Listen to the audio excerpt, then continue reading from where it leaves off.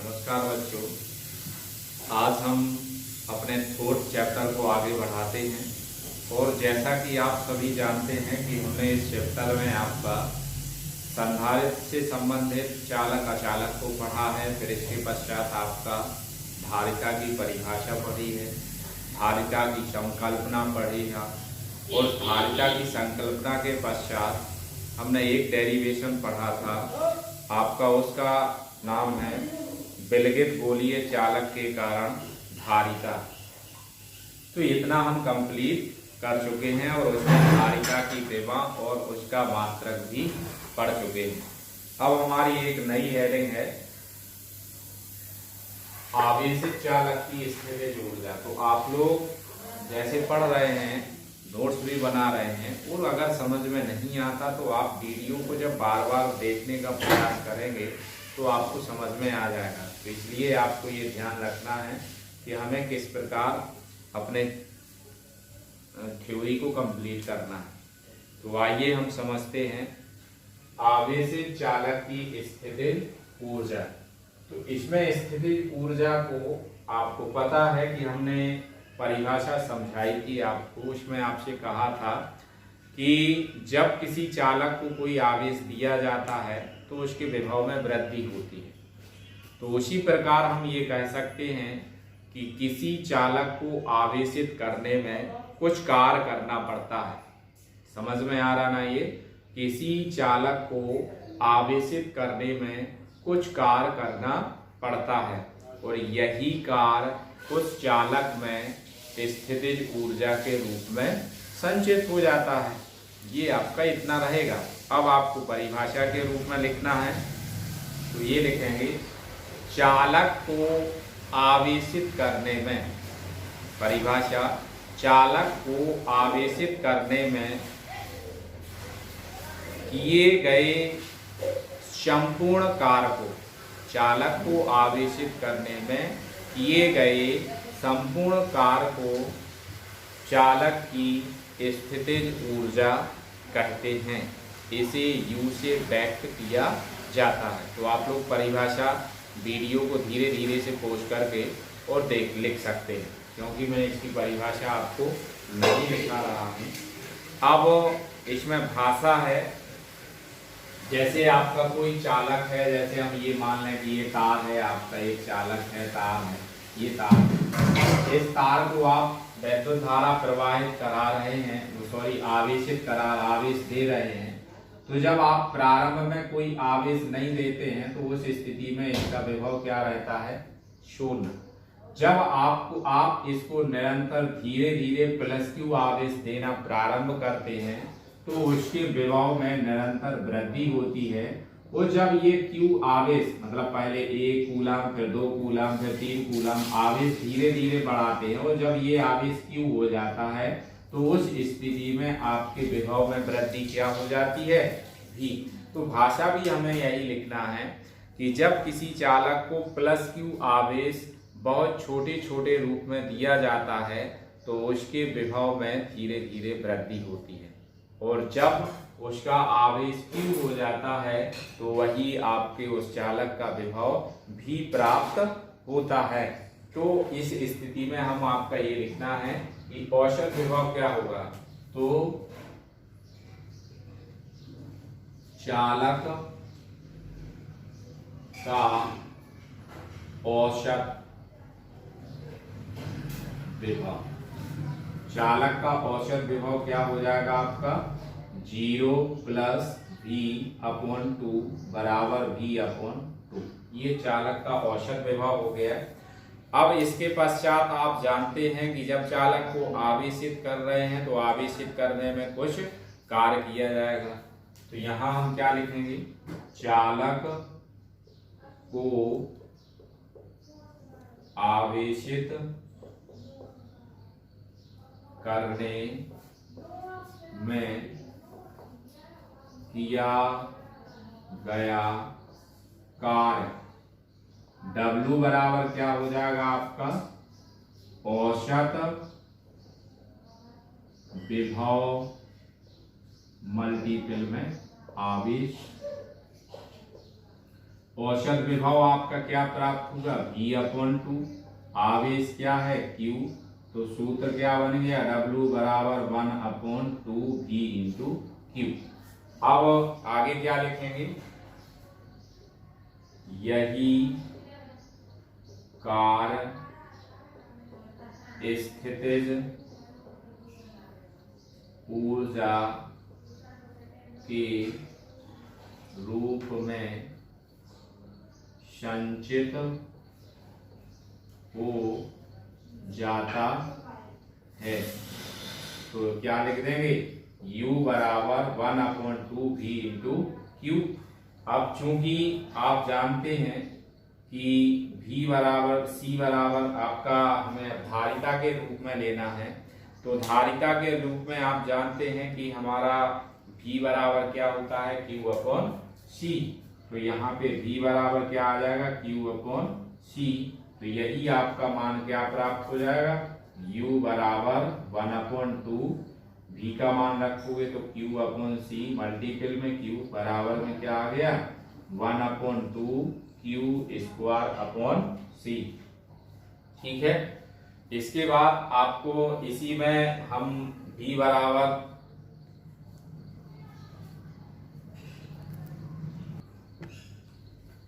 इसके पश्चात जैसे यहाँ पे हम ये सूत्र प्राप्त कर चुके हैं, क्या आ गया आपका, U बराबर 1/2 Q²/C। अब यहीं पे हम इसको भी Q बराबर क्या रख दें आपका, CV। तो सूत्र क्या बन जाएगा आपका, U बराबर 1/2 C²V² अपॉन में क्या है C, एक C से C कट जाएगा, तो U बराबर हमें सूत्र क्या प्राप्त हो गया, 1/2 CV²। तो ये आप लोगों को 3 सूत्र प्राप्त हो गए।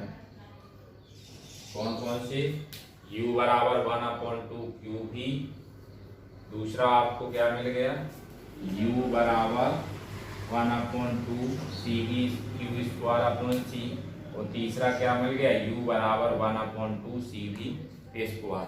तो ये हमारी क्या है, किसी चालक की स्थितिज ऊर्जा है।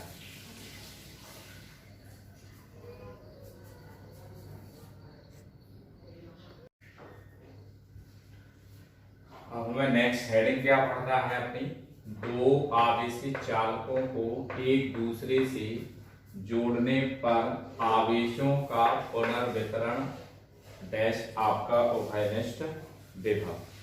तो ये बहुत सरल डेरिवेशन है और इससे लगभग आपके क्वेश्चन आते रहते हैं। ये आपका एक आवेशित चालक है, पहला आवेशित चालक हो गया, ये आपका दूसरा आवेशित चालक हो गया, इसका नाम A हो गया,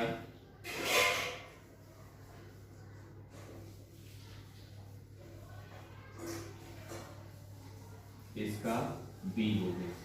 अंदर लिख देते हैं A और B। ये दो आवेशित चालक, इन दोनों आवेशित चालकों की आप जानते हैं कि धारिता, पहले चालक की धारिता क्या हो जाएगी C1, दूसरे चालक की धारिता क्या हो जाएगी C2, पहले चालक का आवेश क्या हो जाएगा Q1, दूसरे चालक का आवेश क्या हो जाएगा Q2, इसका विभव क्या हो जाएगा V1, तो इसका विभव क्या हो गया V2।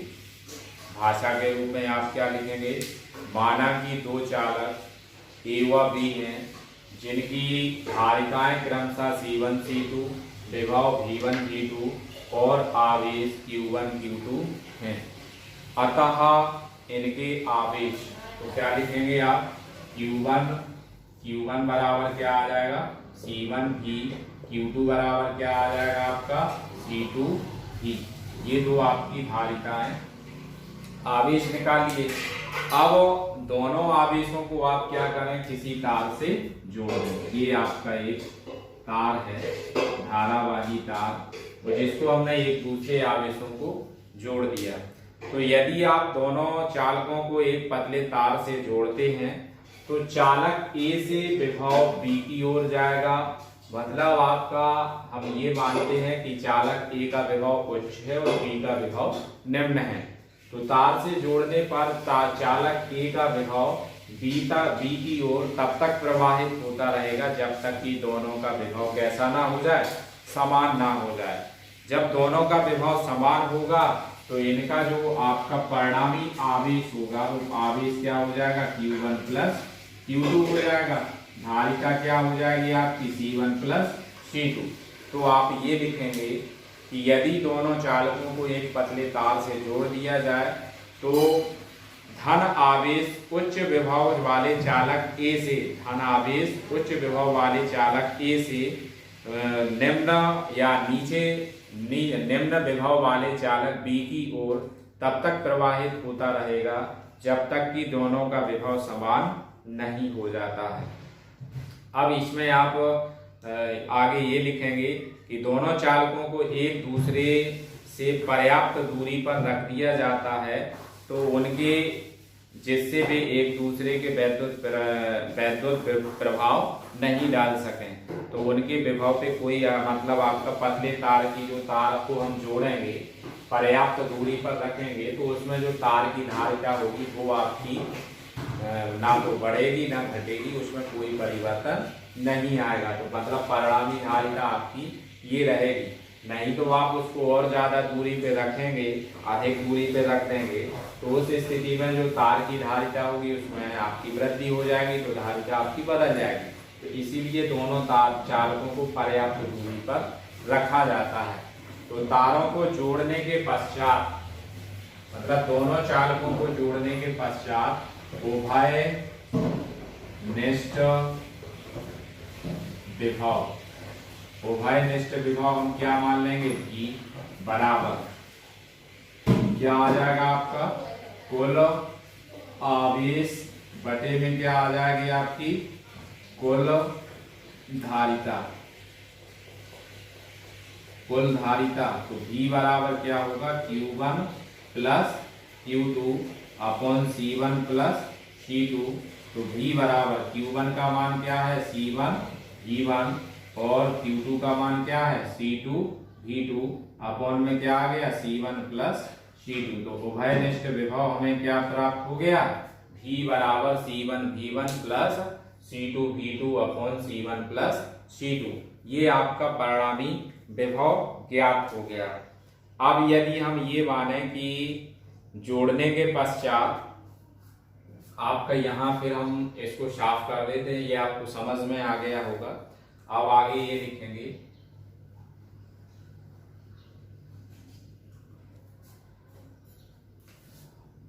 माना कि आवेशों के पुनर्वितरण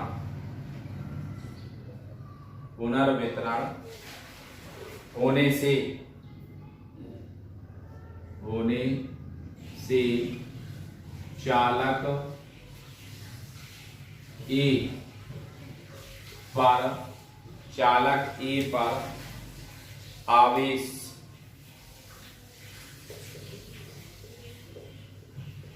Q1 डैश, चालक अब जैसे दोनों चालकों को हम जोड़ेंगे तो उसके आवेश में भी कुछ ना कुछ क्या होगा, परिवर्तन होगा।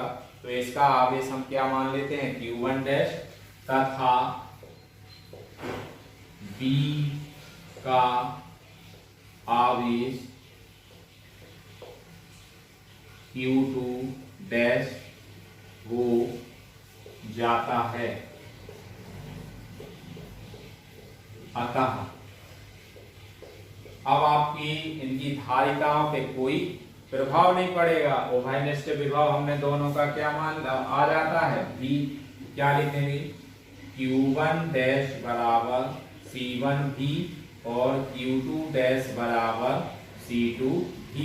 अब आप इनको अनुपात निकाल लीजिए, Q1 dash upon Q2 dash बराबर C1 V upon C2 V। तो V से V कट गया, तो यही क्या आ गया आपका, Q1 dash upon Q2 dash बराबर में क्या आ गया, C1 बटे C2।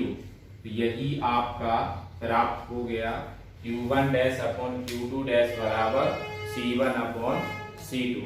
इस तरह हम ये कह सकते हैं कि जब दो आवेशित चालकों को जोड़ा जाता है तो उनके आवेशों में जो परिवर्तन होता है वो उनकी धारिताओं के अनुपात के बराबर होता है।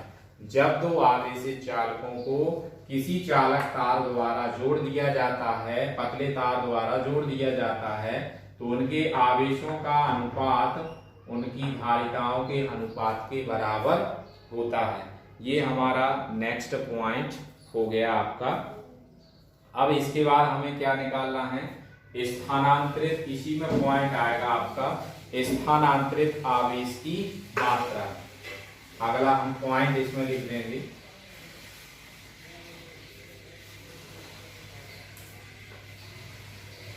क्या आ जाएगा, फर्स्ट पॉइंट स्थानांतरित आवेश की मात्रा। इसको हमें सॉल्व करना है। जैसा कि आपको पता है कि हमने आवेश चालकों को जब आपस में जोड़ा तो पहले चालक का विभव क्या आपका माना कि, इसमें लिखेंगे माना कि चालक ए को जोड़ने से पहले आवेश Q1 है तथा B से जोड़ने के पश्चात यह आवेश क्या हो जाता है आपका Q1 डैश हो जाता है। अतः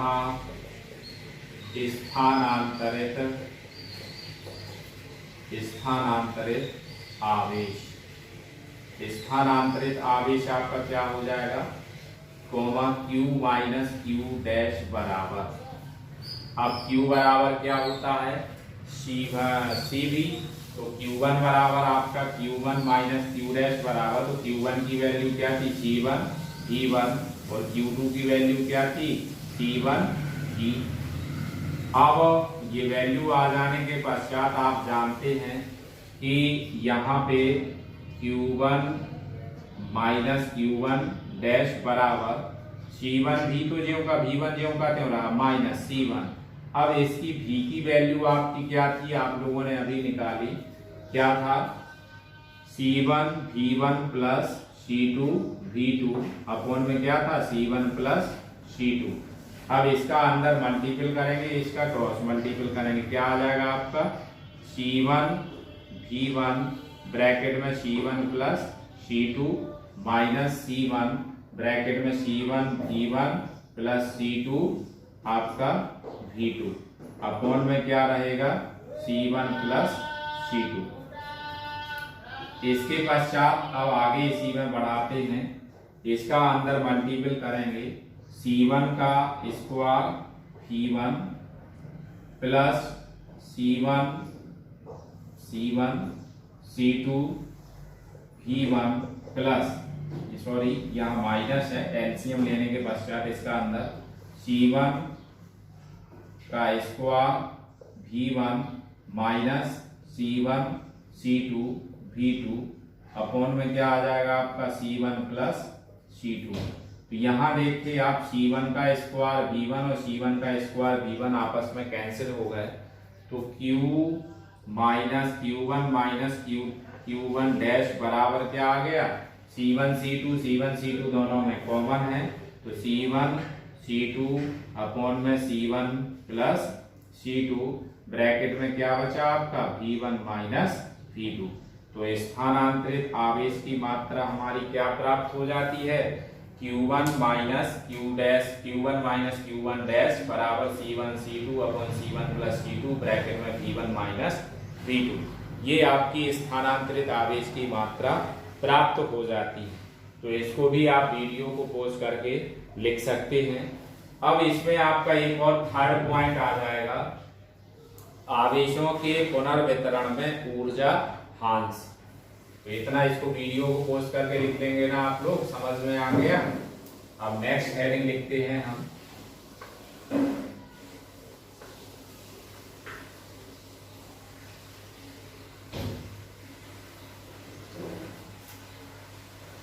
सेकंड पॉइंट, आवेशों की पुनर्वितरण, आवेशों के पुनर्वितरण में ऊर्जा अंश,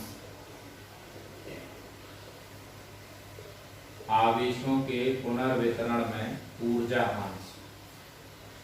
माना कि उच्च विभव वाले चालक से उच्च विभव वाला चालक से विभव हमेशा निम्न वाले चालक की ओर गति करता है, तो उस स्थिति में हम कह सकते हैं कि उसके द्वारा जो आपका कार्य किया जाता है वह कार्य दोनों चालकों की कुल मात्रा तो वही रहती है, लेकिन उसकी स्थितिज ऊर्जा में कुछ ना कुछ क्या होती है, कमी आ जाती है। तो इसको हमें ज्ञात करना है। जैसे आप जान रहे हैं कि अभी हमने स्थानांतरित आवेश निकाला तो कुछ उसमें कमी आई, तो उसकी ऊर्जा में भी कमी हो जाएगी। अब हमें उस ऊर्जा को निकालना है, तो आप भाषा में यही लिखेंगे कि आवेश उच्च विभव वाले चालक से निम्न विभव वाले चालक की ओर बहता है, और इस प्रक्रिया में ऊर्जा की कुछ ना कुछ हानि होती है, तो उसी ऊर्जा की हानि को हमें ज्ञात करना है। तो किस प्रकार लिखेंगे, चालक ए को जोड़ने से पहले,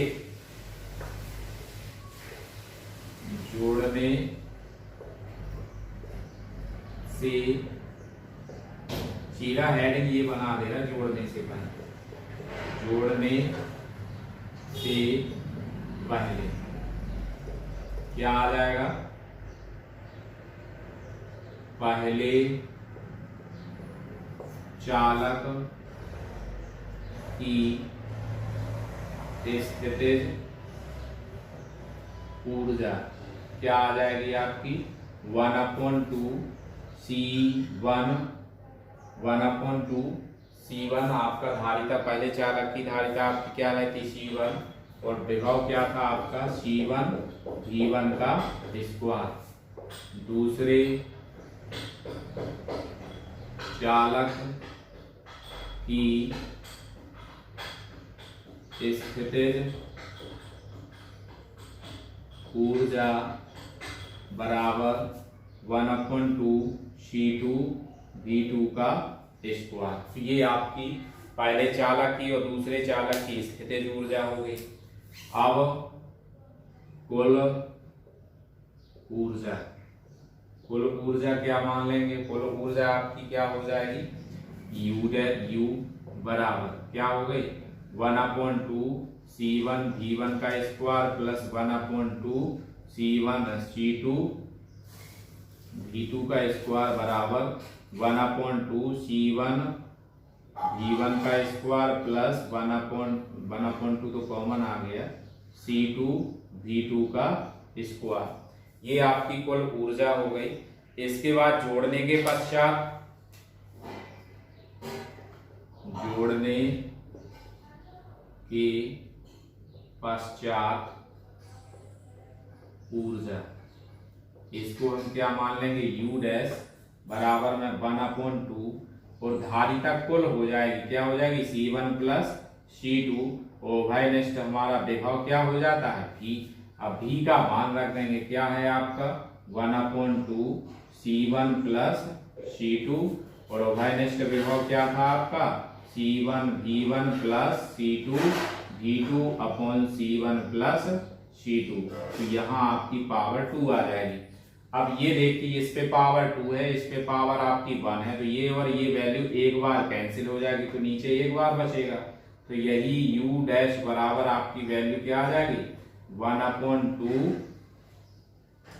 C1 V1 plus C2 V2 का होल स्क्वायर अपॉन में क्या बचा C1 प्लस C2। अब इसको ऑफसेट कर देंगे, क्या आ जाएगा 1/2 क्या लिखेंगे C1 का स्क्वायर V1 का स्क्वायर प्लस C2 का स्क्वायर V2 का square plus 2C1 C2 V1 V2 upon में क्या आ जाएगा C1 प्लस C2। ये आपका प्राप्त हो गया। अब इसके पश्चात हमें ऊर्जा में हानि ज्ञात करनी है। तो ऊर्जा में हानि हम क्या लिखेंगे, यहां लिख सकते हैं ऊर्जा ह्रास। ऊर्जा ह्रास क्या हो जाएगा आपका U माइनस U डैश।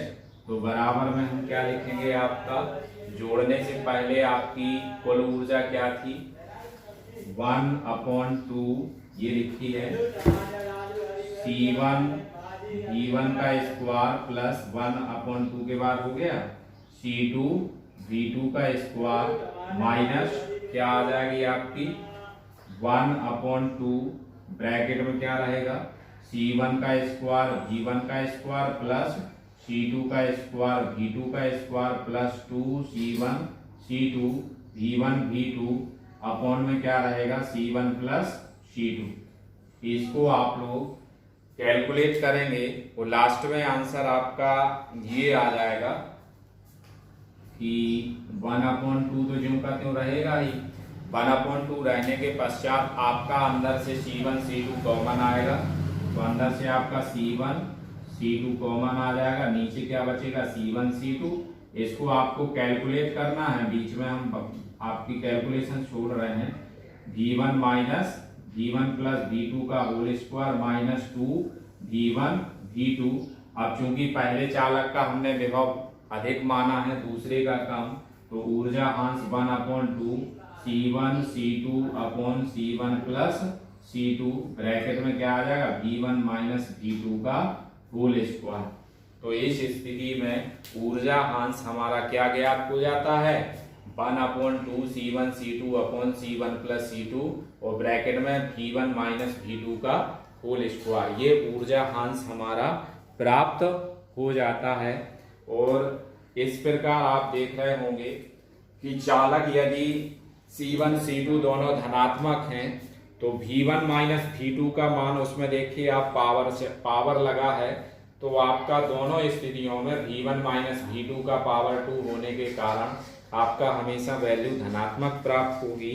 तो इससे यह स्पष्ट है कि आवेशों के पुनर्वितरण में ऊर्जा सदैव ऊर्जा का ह्रास होता है।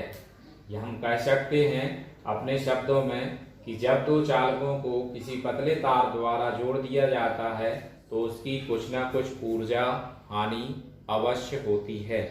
तो आज के लिए आप लोग इतना ही वर्क अपनी कॉपी में नोट कीजिए। थैंक यू, धन्यवाद। और वीडियो को सही तरीके से देखें और पढ़ें।